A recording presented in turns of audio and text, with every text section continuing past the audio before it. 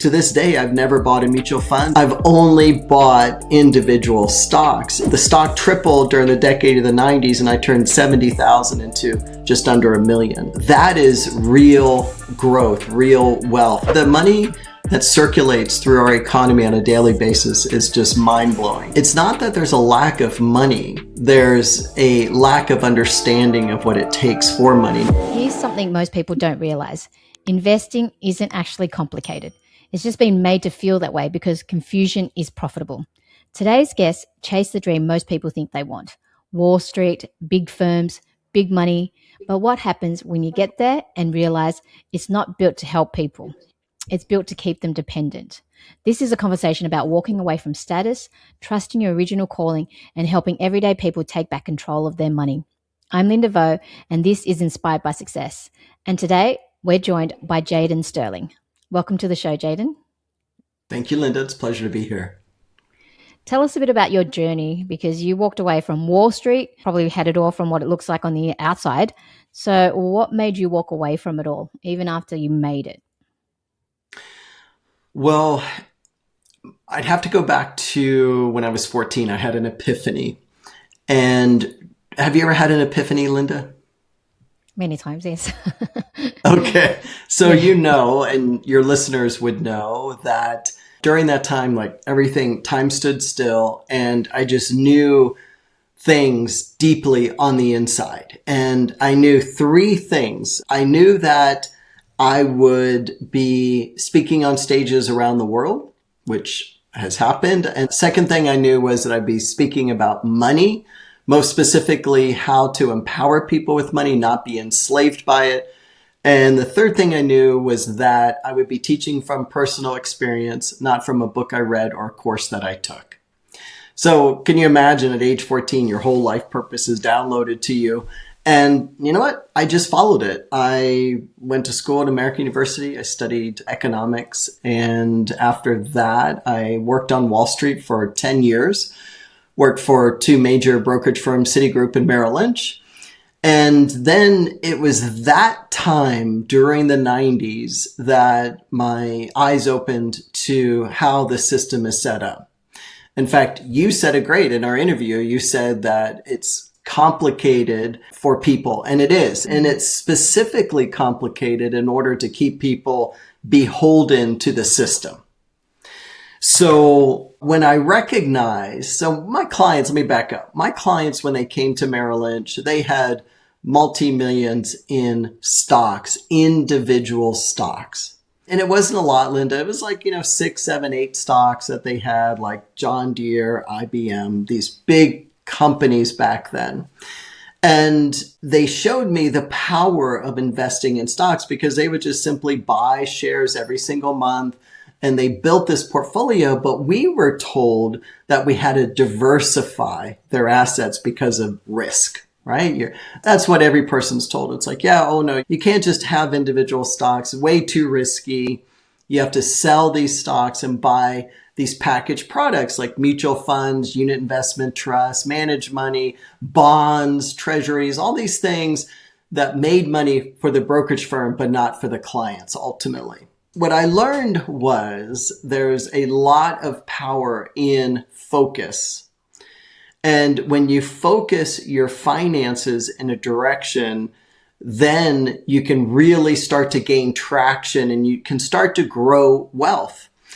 But that doesn't happen in mutual funds and other packaged products. If anything, those are way over diversified and your returns are at best average. What's average to you? Exactly. 8, 10%. Lucky if you hit that 10% mark, more like 8%.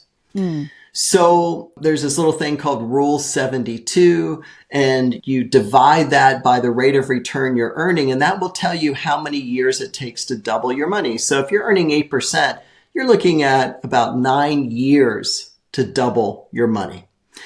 And the reality is it doesn't have to be that way. The reality is you can get a much greater rate of return when you invest in individual stocks. So that's what my entire corporate experience taught me, because one day I looked at my clients' portfolios and I compared them based on, what they were in, mutual funds and packaged products, to if they had just kept those amazing companies, how well would they have performed? And it was astonishing, within a 3-year period. For some, it was over 50%, a greater return in a 3-year period if they had just held on to those stocks and never sold them. So it opened my eyes that, wow, like to this day, I've never bought a mutual fund. I will never buy a mutual fund. I've only bought individual stocks. And my personal story is that when I worked for corporate, I bought one company. It happened to be our parent company. And I put money into it every single month out of my paycheck. Well, the stock tripled during the decade of the 90s, and I turned 70,000 into just under $1 million. And that is real growth, real wealth, where people can actually do something, with their money instead of just slowly plodding along. Does that make sense? When you mention mutual funds, right? Is that what about ETFs? Is that different? Different, yes. Different. ETFs are typically way less stocks. It'll just be a handful of stocks based on either some type of sector in the markets, that type of thing. Usually the management fees are much less than mutual funds. Mutual funds have literally can have hundreds of different stocks in them, and they become over diversified. Okay, so let's take it back as well, because a lot of people I know, they feel like investing is complicated and they don't want to do it because we weren't taught about investing in school, and nobody teaches unless you are a seeker and you want to learn economics or finance or business. I don't know, but most people don't get taught about money in schools, and so they don't know about investing and making their money work for them, and they don't talk about inflation and whatnot. So why do you think that is? Why do you feel that people are scared to invest? Is it a mindset thing that they're afraid to lose money because they don't know much about it? Sometimes it is complicated. If you look at a trading platform, it can be very, very complicated. For me, I just had to read one book, and then from there I was just curious. That book was Rich Dad Poor Dad. I just learned online. I just self-taught YouTube just to learn. There's different languages that they use in investing in the stock market. I'm always open to learning about crypto, about stocks, and different asset classes like metals and golds. But there's so much out there, there's even real estate, but I don't want to bother with real estate. There's just too many different asset classes, and it does get a little bit complicated. So what's your advice on that? And how do we know which one's right for us, as depending on our age and what we're trying to achieve? Like some people are more risk adverse, some people aren't. Can you give us some advice on that? Yeah, you're absolutely right. It's not taught in school, which is a shame because the big three aren't taught, which are relationships, communication, and money. So can you imagine, like, the three major topics in life that make the world go round are not even discussed in high school? And I know this because many of my students are high school teachers, and they've said to me, I want to teach what I'm learning from you, but my hands are tied. I can't. So, and then we have to ask, well, why is that? Why is the system so dysfunctional? And I think it's just to keep people dependent on, on banks and brokers and listening to their advice. And we could go way back to the Rockefeller days as to why they created the curriculums so that they can entrap. That's my belief anyway. You and I absolutely believe the same thing. And when you do enough research and go down that rabbit hole, that is absolutely the case. The curriculum that was created, I think it was him who said he doesn't want independent thinkers, he wants worker bees. And that's why they ended up building housing next to factories, because they didn't want their workers missing work.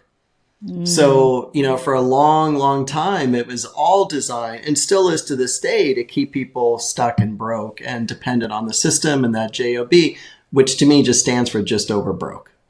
So when you start to peel back the layers of the financial system and you finally open your eyes to say, wow, I don't want to be a part of this. I can do way better on my own. And you try to get yourself out of the system, then you start to do things very differently. You start to live within your means.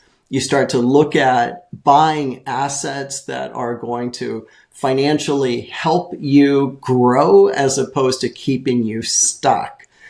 I remember at 18 years old when I went to American University, I signed up for all my classes, and the very last table was a credit card company. And they said, okay, here's your $500 credit card. And I said, credit card? Like, I didn't even know what it was. I had never had one. I didn't have a job. I didn't have to have a cosigner.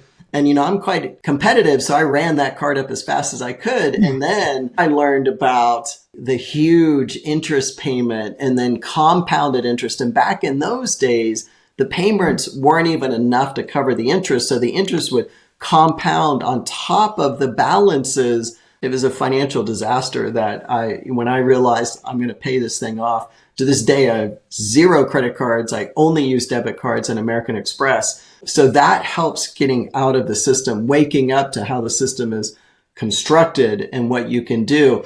Like you even mentioned precious metals, be your own banker. Like I'm even at the point now, I'm at the age where I'm thinking, banks are so corrupt that they're certainly not your friends. And you got to do everything that you can to pay cash for things, even if that means disciplining yourself to forego immediate gratification. It's so important right now. It's like just sock some money away every single month. If you're looking to buy a house or a car, you can pay cash. It's possible. There's plenty of opportunities out there in order to buy assets at reduced prices that can really benefit you in the long run. Okay, let's talk about, you mentioned people getting stuck. And I know people that get stuck, especially with credit card debt. When you mentioned that, I've been there too. It's just the interest that compounds and they feel like they're on the wheel that just never ends, the cycle that never ends, because you feel like you're drowning basically in credit card debt. So how do we get out of that situation if somebody is in that situation? Where do they start? Okay. Great Especially question. if they feel like they're drowning. And I've been there with business before. And my solution that I did was stop this credit. I've got a plan for you, Linda. I've got a plan. So if you're watching this or listening to this and you're like, yeah, that's me. I got to get off this vicious cycle of this credit cards. This is what you do. Listen carefully. You take your credit cards and you get a bowl, like a Tupperware bowl, and you put water in it and you put your credit cards in it and you freeze them. You put them right in the freezer. Okay, that's a first. This does a couple things. It energetically freezes that debt. It physically freezes that debt because in order for you to use that card, you're going to have to stand there with a blow dryer and melt all the ice around this to go take it and use the card, right? So first of all, get them out of your wallet and somewhere where you can't touch them, first thing. And some people, they're so fed up with it, they just cut them right up. So do something dramatic so that you stop increasing the balances. That's step one. Step two is create a little spreadsheet. Put the name of the credit card company, the interest rate you're paying, the balance you're paying, their phone number. And as long as you are up to date on your payments, you can negotiate the interest rate. You can call up every single credit card company and ask them to lower the interest rate. Now, you might get someone who says, I can't do that. That's okay. Hang up, call back the next day and talk to someone else. Because I guarantee you, as long as you're up to date on your payments, they will work with you. They will lower the interest rate. But you have to ask. This will never happen out of the blue. Even though the interest rate is set, you're saying that they can... Absolutely. Okay. Yes, absolutely. Never tried that. I might try that one. So that's step two. Step three, look at your balances. And oftentimes, a lot of cards offer a 0 interest on transferred balances for a period of time. So you can transfer a balance to a 0 interest rate card and close the card, close that account. You actually have to call the credit card company and say, once the balance is 0, I want to close the account. Don't leave it open. Some people say it dings your credit score. That doesn't really matter because eventually you're going to be your own bank and you don't have to rely on credit card or credit. So actually, when you close the account, it doesn't really ding your credit score. It's just fine. It just means that money's not available for you to use. And I think over the long run, it might even increase your credit score. And then be mindful of the balance that you've just transferred to that 0 balance card because you'll want to chip away at that in order to not be paying that high interest rate once that time period comes up. Yeah, because nothing is for free, so you just really got to do the numbers and how much you can put aside to make sure that you're paying off, because eventually you'll have interest afterwards anyway. So I think you got to be Exactly. I mean, really focused. there are things that people can do. Like, I'm amazed how often Uber Eats is used by people. Like, I'm like, really, folks? Like, you talk about having difficulty with credit cards and things like that, but yet you can't go to pick up your own food or cook at home, or it's really, you're paying all these high fees to Uber Eats and to eating out. And it's like, that's one thing that can be done. I'm sure that if a family is really diligent about eating at home, eliminating expenses like Uber Eats, I think they could save quite a bit of money, improve their health, and put that toward credit card. But this requires a whole new level of thinking. It requires someone to be really disciplined, to start being disciplined with their life, like determined. The magic word, you said you were interested in learning. That started your path to Robert Kiyosaki's Rich Dad, Poor Dad book, which is fantastic. That actually started my journey many, many years ago as well. The one that I really liked was Cash Flow Quadrant. That was a very powerful book. And it showed me the different investment quadrants to invest money. And I just followed those things. And within 7 years, I built a $12.5 million investment business from that model. So How long did you say? 12 and a half years? 7 years. 7 years Yeah, to it 12 became and a half $12.5 million. million. Yeah. Wow. How did you do that? Is it just through stocks and staying focused, or did you diversify No. into some? Like, take us exactly how you did that. Yeah, what happened was, as I mentioned, I grew that money in one stock during the 90s. Which stock was that? Because That was a company what's called Travelers Insurance. Oh, okay. During the Interesting. 90s, I know how simple and basic, right? It wasn't a big tech stock. It was an insurance company that tripled in value. And every month I kept contributing to it, and I was able to actually retire out of the business when I turned 31. So at that level, I decided, based on these books, I flew to Hawaii, sat on the beach for a week. After I got to the airport in Maui, the first books I saw were Cash Flow Quadrant and Rich Dad, Poor Dad. I was on the beach in Hawaii. I read those two books and it just changed my life. I said, okay, there's something to this format of investing in real estate. And I looked at the entire landscape of real estate. I looked at raw land. I looked at apartment buildings, commercial property, and single family homes, mobile home parks. Like, I looked at everything, condos, apartments, and I was like, what would really interest me? Like, what's really speaking to me? And at that point, I felt like it was apartment buildings. I felt like I got a little leverage there because you got one roof with multiple units. As you're repairing units and fixing them up, you can still earn rents on the units that are currently rented. And I just felt like it was a really good formula. So I started down the path of affordable housing. I found a city in Florida that did not have any quality affordable housing. The old saying, find a need and fill it.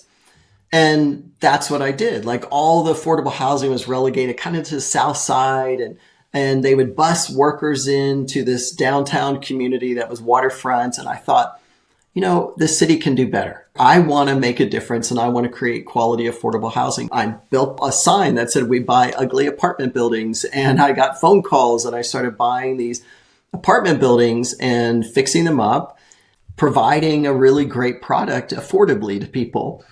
It's like that book, Do Well by Doing Good. That book also changed my life. I read it many years ago, and it was a formula that I thought, that makes sense to me. If you help other people get what they want, you'll get what you want. And my most successful properties were the affordable housing properties. Did you use leverage to Yep, buy those? Yep. Because I really did. believe in leverage. Okay, cool.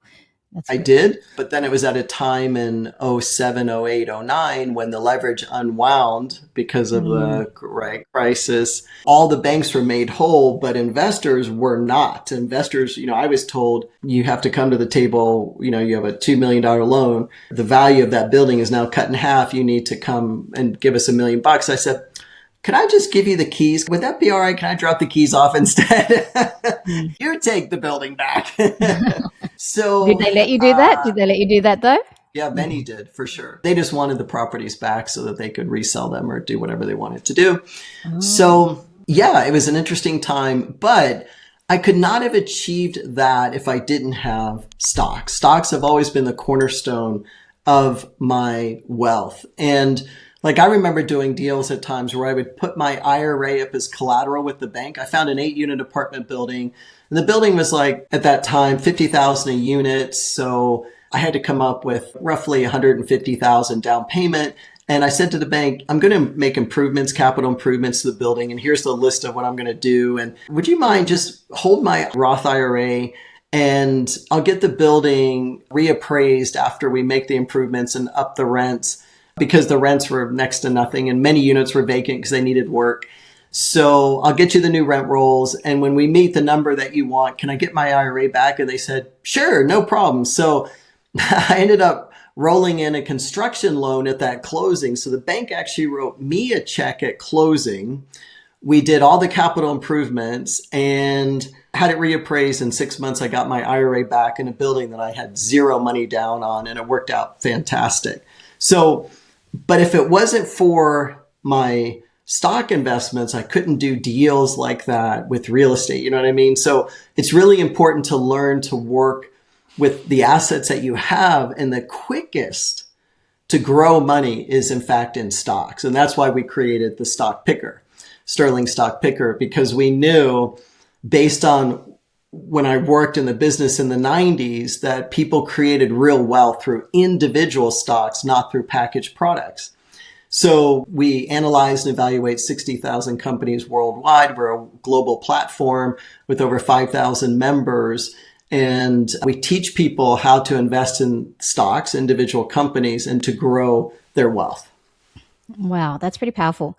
Let me just take it back, because that was fascinating how you just said that IRA. So you didn't put any money down. You just used leverage basically of your stocks to invest in something bigger. Basically, that's quite Correct. inspiring. So talking about ROA, like, because we're based in Australia, I mean, a lot of the listeners are US as well. So what are your thoughts on managing your own? In Australia, we have our super, which is, I think it's like in America, it's like the company puts money in. What do you guys call it over in America? Is that IRA as well? That's called a 401k. Yeah, that's it. What's an IRA compared to a 401? Yeah, so 401k is when some companies actually match contributions up to a certain limit for the employees. But those are all invested in mutual funds and they can never be self-directed. What we do is we teach people how to invest their self-directed registered accounts, which is either an IRA or a Roth IRA or a SEP, a simplified employee pension plan. And then we teach people how to invest that money in order to grow it in individual stocks. We do not track or trace or follow any mutual funds for that matter.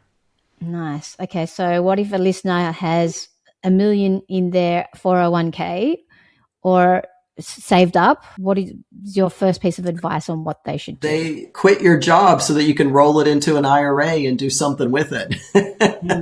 Is IRA tax efficient? Is that the benefit? Yes, it's called a registered account. So it's a tax deferred account. Yes. Oh, okay. Yeah, because I was going to get into the tax part. It's like so much, like there is a lot to learn with investing and whatnot too. But yeah, go on. What would you do with it if somebody had $1 million to invest, or even not $1 million? Not everyone has that much. So just say 100K saved up from their 401k or their super fund. What would you recommend? Individual stocks. That's what we recommend. Our software tracks someone's risk level, their risk tolerance level. And that's the first step in the platform is you take a questionnaire and we track in on the level of risk that you can handle. And then we also ask about your personal values because our system is aligned with, I've correlated 60,000 stocks with personal values. I think there's 32 personal values in there. So if you were to tell us, I value health and wellness, well, fantastic. We'll never show you companies like McDonald's or Coca-Cola. Oh. We're going to show you companies that are, you've heard the saying, put your money where your mouth is. Well, we believe put your money where your values are. Because as long as you value investing based on, what's important to you, energetically, you can get behind it. Spiritually, you can be behind it. Like you can start to really love the stocks and the money that you're putting to work, if that makes sense to you. Okay, that's a lot of values. Tell us a little bit more about, let's go deeper into those values. I didn't even Yeah, think like, about that, because like when you assume that people are investing, that they're just investing for growth and returns. I guess, yeah, that's something that I never factored in, because if you're against drugs, you wouldn't invest in a marijuana company, for example. I don't know. So tell us a little bit more. Can you go deeper in the values as well? And do you do a quiz? Is yeah, that what you do to go through that? yeah. The values are self-selected. So you, out of a list of 32 personal values, you select your top personal values, and the software will remember what you've selected, and it will curate the responses for you. And the stocks we're showing you that are in alignment with those values. I think I'm sure of it, we're the only stock investing platform in the world that's set up like this, where we actually take personal values into consideration. And yeah, very simple process. You tell us. Most people, I think, end up saying that financial freedom is one of their top priorities, and which is fantastic because that's my top value in life. And so I can totally relate to people who say that that's very important to them. And they're off to the races. Like we have a portfolio builder section that will help people start building a portfolio from what we call the base, which is the financial foundation of a portfolio. And that's 3 to 4 different companies. Some dividend stocks are considered part of the base. And then it just goes up from there. It's like mid-level growth, and then accelerate, which is... For anyone doing business internationally, Wise is a must-have tool. It's transformed how I handle payments to my team in Asia and purchases from Japan. With substantial savings, speedy transfers, and easy-to-use interface, Wise has revolutionized my approach to global finance. Click on my link to get started with Wise today and make payments easier and faster for your international team. Your really aggressive stocks, not everyone sees that part of the equation, especially if they're lower risk oriented. We don't even show the aggressive stocks to them. We just show them what the level of risk that they can handle. And that's one thing I think is really important. Like if we were to take someone who says, I want to start investing, but I don't know where to start. I think a really good place is to reframe your relationship with risk, because we are so misled into not understanding risk, into thinking that risk is a bad thing, when the reality is risk is everywhere all the time. Like asking someone out on a date is taking a risk. Crossing the street is taking a risk. Putting your money to work is, in fact, yes, taking a risk. But there is no reward without risk. Having that risk, though, it is, sometimes people can't handle. Like for me, I have a bit of a risk appetite because I've been investing for years.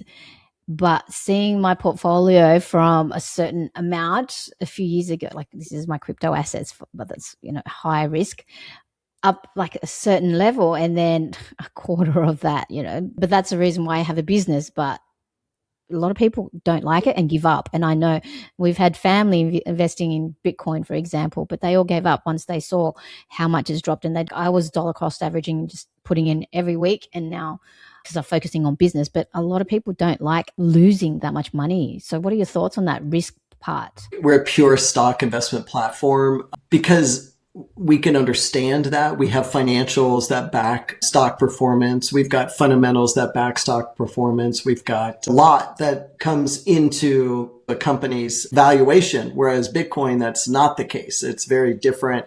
With cryptocurrencies, it's very different. In fact, I keep hearing 95% of all cryptos are just garbage. So that would concern me. You certainly can't say 95% of all companies that trade on stock exchanges are garbage, because that's not the case. Whole different animal, nothing like apples to oranges kind of comparison. I am not a crypto investor. If the only thing I do outside of stocks is real estate and precious metals, because that's real money, tangible, hard assets. Personally, that's just what I do. So what industry do you feel like has the strongest growth? Because I know that AI is everywhere now. I've been listening to podcasts about the data centers and the growth behind the AI sector and the chips as well. So what are your thoughts on that? And do you believe in investing on the big players like Nvidia, or do you find with your company, like the smaller, high potential, low volume, high growth? What's your thoughts There you on that? go. We really look for the outliers, companies that are participating in the framework of the growth. I don't know. You mentioned Nvidia. I mean, isn't it approaching a $5 trillion market cap? In any industry or market, that just seems just way too far-fetched for me to wrap my mind around. The GDP of a lot of different countries is less than $5 trillion, and you get one company with that market cap. I don't know. I think the valuation's way too high. But yet we're in a whole time period where many companies are at that trillion-dollar valuation. But with the recent pullback, that has shifted a bit. I like to find the outliers that are benefiting from that space and then invest in them. But right now, really, frankly, I'm really into precious metals, silver and gold, very much last year as well, buying some of the mining stocks that are undervalued. I think we're going to continue to see precious metals move higher across the board. Copper is really undervalued, in my opinion, at $5.50 a pound. And it's in all applications of electrical, which are going to be powering these alleged AI data centers. And we don't really know how much is going to come from, I know the numbers are out there, hundreds, if not thousands of data centers throughout the United States, but I don't know how many have really broken ground. As I drive around the Northeast in the US, I have not seen one data center. I'm sure they're there, but the way the narrative is, you would think they're on every street corner, and they're definitely not. So we don't fully know how this is going to play out, right? We know there's been a lot of hype, a lot of promises behind it. So I don't know. I don't think it's time to, move all the chips into AI stocks. I think the space is here to stay. I think it seems to be improving and getting better and better and better. It's borderline scary. And Facebook, I can't tell a real video from an AI generated video at this point. Kind of alarming. And there's so much content out there that is AI generated, and the people look so real, and what they're saying is totally scripted and it's not a real person. So anyway, that being said, I like the energy space right now. I like natural gas, and I like a diversified business model. I like companies that are in multiple applications globally. So companies that are doing a lot of different things in the natural resource space, in the resource space, in the energy space. And I just think that's a really good play right now to feel comfortable putting your money to work. Do you guys, with your platform, have allocations based on certain industry, or how does that work per individual? Is it based on what your criteria is and the values you said? Does it just allocate, percentage to this industry, like a certain 20%, for example, to stocks, Totally. 10% to Totally. metals, precious, and yeah, okay. Absolutely, it does. Because what we do is we show our members the allocations for the big indexes like the NASDAQ, the Dow, the S&P 500, and we show the highest percentage. So if there's an allocation that's 10% or greater, we show where that is allocated, and we have them have an opportunity to match a certain allocation. So if someone wants consistent results or better with the NASDAQ, they can choose what percent is in tech versus other industries, but it's clearly spelled out so they can see the makeup of the NASDAQ and what sectors and industries that they're invested in. Nice.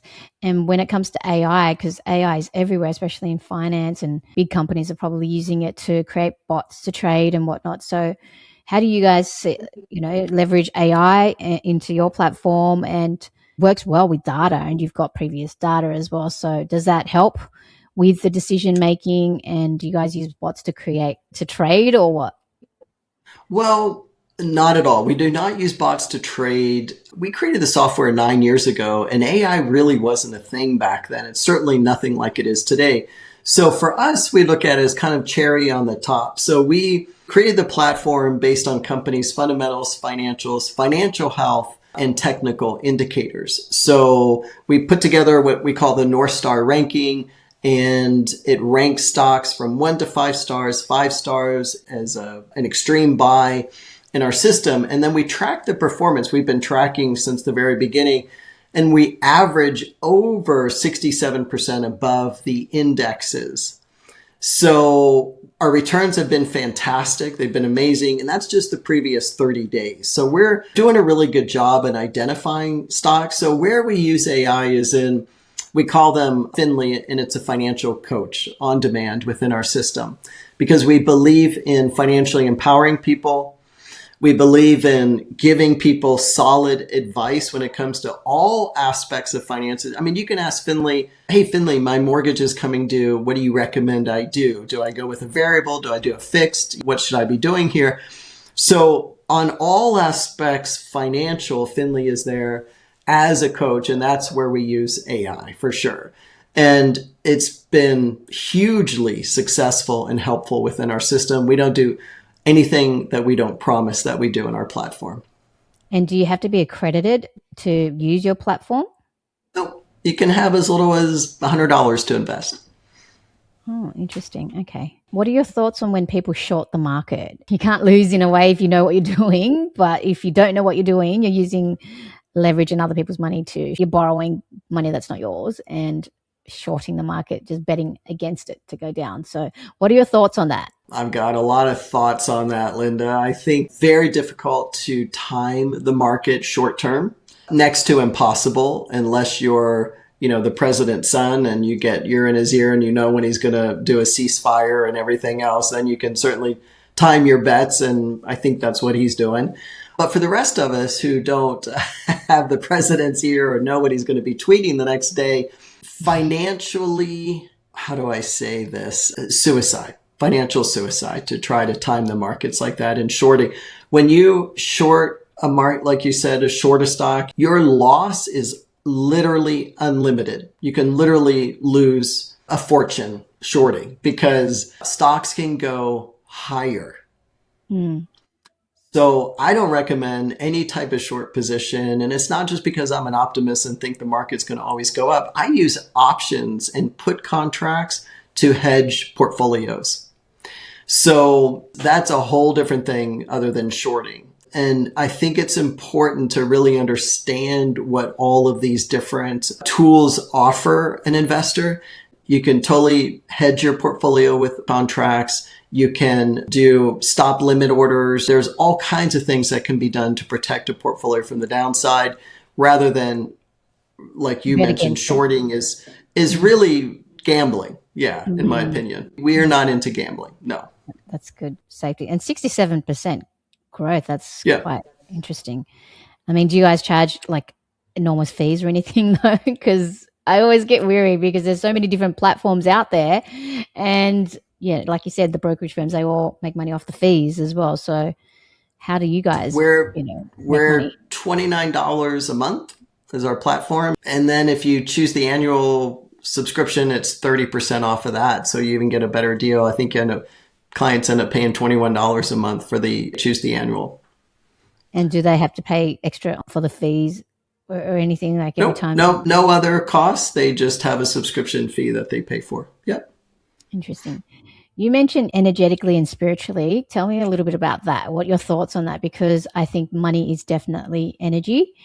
And a lot of people don't see that sometimes. And I feel like some people hoard and hold on to money and they don't want to share it, because I love learning about spirituality as well. But the ones that share it and want to do good with the world and with their money. So for me personally, I have big dreams and I want to build big, not just for profit for myself, but to make an impact others. And I want to build something to raise the world's consciousness, like just on a higher level to be able to help. That's why money is a tool to help that. And, we've been a lot of like religions also, they do belief systems like money is the root of all evil, for example. Some people have grown up to think that. But what are your thoughts on money in an energetic and spiritual sense? Because you did mention that before when you said the credit cards. Yeah. And I'm like, I wonder if you are into that on a deeper level. How do you see money yourself? Well, I see your crystal behind you and you can see my citrine behind me. The rose quartz, yeah. Rose quartz. So let's look at the word prosper. The Latin derivative of the word prosper is prosper, which means for spirit. So when you start to understand that when you're prosperous, it does benefit you spiritually, and it benefits everyone spiritually. And there is enough money that transfers hands every single day to make everyone a millionaire. Like literally, the money that circulates through our economy on a daily basis is just mind blowing. So it's not that there's a lack of money. There's a lack of understanding of what it takes for money. Now, you hit the nail on the head when you said, I'm creating a business to be of service, to help people. And I look at money as a tool. And that's exactly right. Money is a tool, but there's a little more to it. Well, I'll tell you a story. This is what shaped my whole view of money. I was teaching tennis summer between my freshman and sophomore year in college, and I was at a country club teaching tennis. And it was early morning, and I was around, we called it the scheduling desk. So we had a big map of all the tennis courts. And the members would come up and they would say, I want to play with so-and-so at 10 a.m. Will you put me on the map? So I'd schedule people. And so this morning, it was early in the morning, and a member came up, and I'll never forget because he always drove a really nice car and he always had a really nice watch, and he was just a nice guy. And my boss was standing with me, and he was in his 60s. And the member took out his big wad of money, big money clip. It was more money than I've ever seen in one place in my life at that point. And he throws it down on the desk. And my eyes got real big, and my boss's eyes got real big. And my boss says, "Can I have that?" And the member said, "Sure, take it. I don't need it." And right then, Linda, I said, I want to be like the member, not like my boss. Wow. I want to be so successful and so wealthy that I can put, thousands of dollars down in a money clip and say, "Sure, take it. I don't need it." Wow. Yes. So that taught me right there. Like, it literally shaped my whole financial viewpoint of never be attached to money. Always be in the flow of money. Always be generous with money. And when you start to align yourself spiritually with those principles with money, literally money will beat a path to your door, and it'll bring all its friends. And that's more money, because money's friends with money. I love that. That's so powerful, because some people have that scarcity mindset. For example, there's a business because I sell cards and collectibles in vending machines, and I was there in the first shopping center down the road. And then there was a business that came in and sold candies, and I don't know if you saw my machine, but he got inspired and created a shop that sells collectibles. But then he put on his contract that he has to be exclusive. And that kind of stopped me as well. Like, I got frustrated because I wanted to move my machine into a better location in the same building. But because of that exclusivity clause, it's kind of like, there's not enough to go around, basically. It's a scarcity. This is mine kind of thing. I want to hold it. Instead of that I believe that type, my partner even said, that type of thinking, actually, it will block you from more success. And then we've noticed it because he's selling candies, but now he's selling less cards, and his collectible shop shut down because I think he was trying so hard to hold on to that. And I'm the exclusive one that can be in this shopping center, even though I was there first. But it's like, if you have that mindset, it's not going to flow. But if you have that different mindset of there's plenty to go around for everybody, like what you just said, I mean, sometimes I have to train my brain for that too, because in my industry, it's quite competitive as well. Like, once you get a great location, once my competitor is in there, sometimes it's really hard for me to get in there. And it's like, it's so competitive, but that scarcity mindset is just, it's so common. You know what I mean? Not many people know about the spiritually energetic money, and they hold on to it really tightly. And when your eyes are open to that, what you just said, which was very powerful, to be able to just let it go. And I've noticed that when just going to a restaurant where we get looked after all the time, because we always tip, even if it's a little bit, just being generous, you will see it come back to you no matter what. So what I truly believe is, whatever you give out to the world, it comes back to you. And we love to look after our family, and I don't know, we always get blessings coming and opportunities and doors coming our way. But when we have that lack mindset, then that's when everything gets blocked. Do you know what I mean? So thoughts and fears. It's the death of business. It's what killed the VHS tape. VHS tape came out, and by a company. I can't remember the name of the company because they're out of business now, but other companies wanted to offer the VHS tape and they said, nope, we're exclusive, no competitors. No, and then it just phased out, right? So very powerful to have an abundant mindset. There's nothing abundant about scarcity and lack. And what I've learned is it doesn't matter how much money someone has, it's still, you can have a millionaire who's deeply set in scarcity and lack. And it's awful. It's just, I think that is a very sad situation. But I happen to grow up in a family that was that way with a particular parent. And to this day, he's still that way. And it's just like mind boggling. I'll never understand it, but I don't have to. I just have to continue to be focused on what's worked for me all my life. And that is, I believe the universe has my back. I believe money is a tool, that everything works out in our favor. And as long as we're doing right by people and helping people, we'll continuously be blessed and prosperous. I love that. And it's interesting because when you said about growing up, I grew up in a very, very poor, like single mum, and we barely had any food in the cupboards. Like it was so poor. So it was easy for me to have that scarcity mindset. And I had that scarcity mindset for a long, long time until I started reading books and talking to people. But sometimes that belief system can still be there, but you have to change the way you think. So I'm curious to know if somebody has that scarcity mindset, because I know a lot of people that do have that scarcity mindset. What advice do you give for someone to be able to change and to open their minds to having an abundant mindset?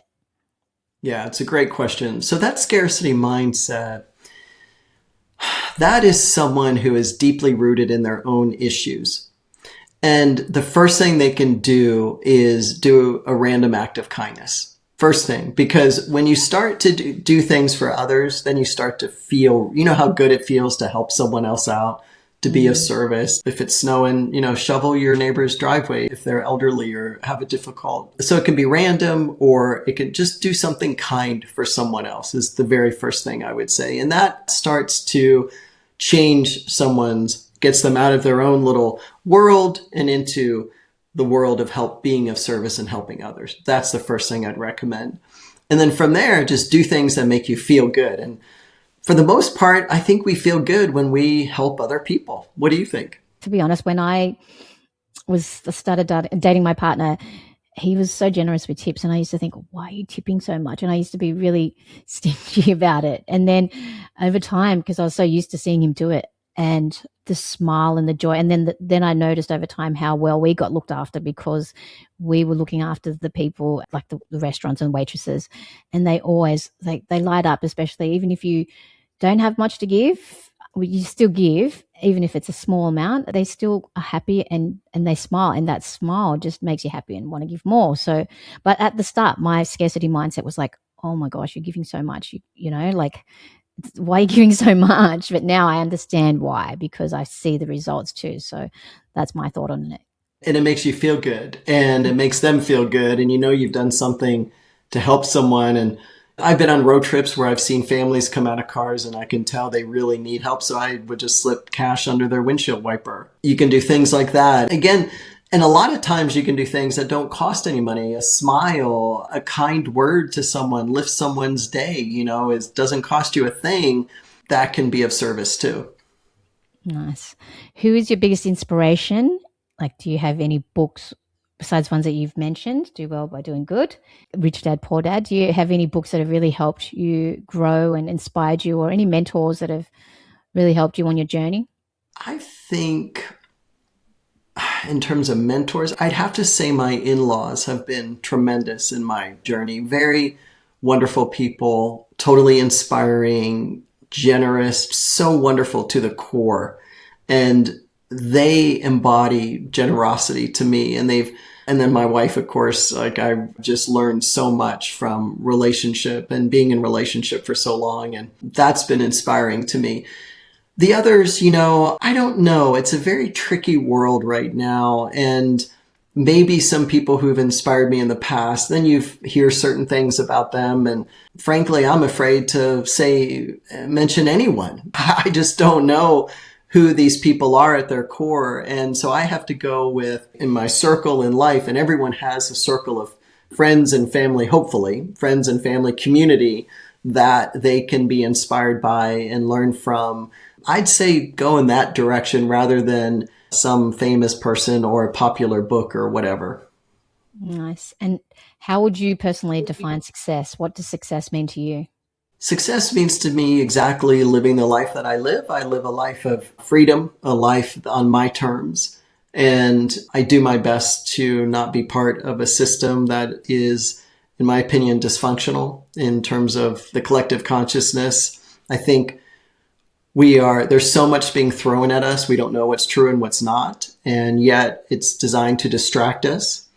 So success to me is me being able to show up every day, living my purpose, which is assisting people to have financial freedom, being on shows like this, getting the word out. So thank you for the opportunity.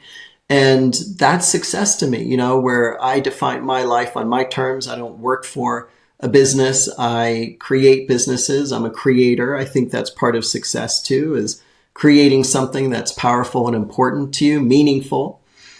And as long as at the end of the day, if you're doing meaningful work, then you've lived an amazing life, I think. Nice. I like that. Any final words that you want to share, and where can people find you and connect and hear more about your platform as well? Yeah, I want to say I watched my wife's grandmother start painting at age 77. And by the time she was 93 in her 90s, she was selling a painting a week. And so you're never too old or too young to get your life in order and to get things that are important to you financially, get your ducks in a row there. So whatever is important to you, just go for it. But you got to do it now, because there's a sign in an English pub that says free beer tomorrow. Does anyone ever get free beer? I've heard about that. We only have today, right? Beer, yeah. That's right. And where can people find you on socials or connect with you as well? Sure. You can connect with me through my platform. That's where I am all the time. It's called Sterling Stock Picker. So Sterling like sterling silver, stockpicker.com. sterlingstockpicker.com is where you can find me. Reach out to me there. I'm happy I answer all my emails personally. It's not an assistant or some AI bot that does that. I answer them personally. For anyone who reaches out, happy to answer any questions. Thank you, Jaden. Thank you so much for your time. Guys, if you found value, please do me a favor. If you're watching on YouTube and you've come this far, which I appreciate, hit that like, hit that subscribe button and comment and what was your key takeaway. And if you're listening on the podcast, please do me a favor and hit that follow button. Thank you so much, Jaden. It's been a pleasure. My pleasure. Thank you, Linda.